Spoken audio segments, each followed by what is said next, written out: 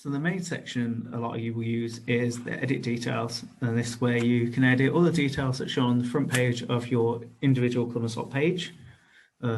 This one we're going to be having a look through at Harriers.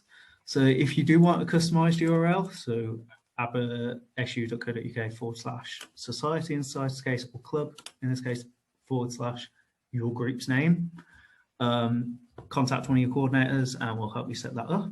You can add your logo. If you're changing it for like LGBTQ+ History Month or Pride Month and you want to add a rainbow version, or you've got a new logo and stuff, it's really easy. Just click choose file and it's like uploading a file any other system. And then make sure you click update so it actually registers on the system. But previous versions of your logo will also be stored on the system. So if you do ever want to go back to a previous version, it's really easy to have it on hand. Some little details, so email address, make sure you use your email address provided by us because this is where we will send interested members to contact you. So do make sure you are checking your emails regularly. And a lot of people around freshers and throughout the year will be looking at your page and this will show right at the top of their page, at your page. So do have a correct email address in there.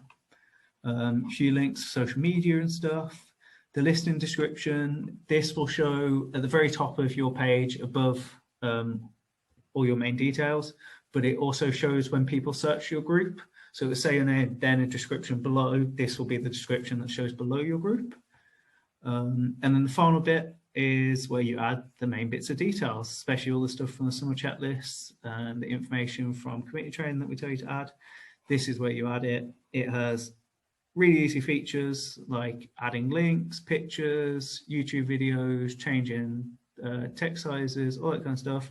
It works pretty much exactly like Word, so you can't go wrong with it. And yeah, it's just where you can put all your information that you want for your group. And then before you finish changing everything, make sure you click save and it will update on the main page right away.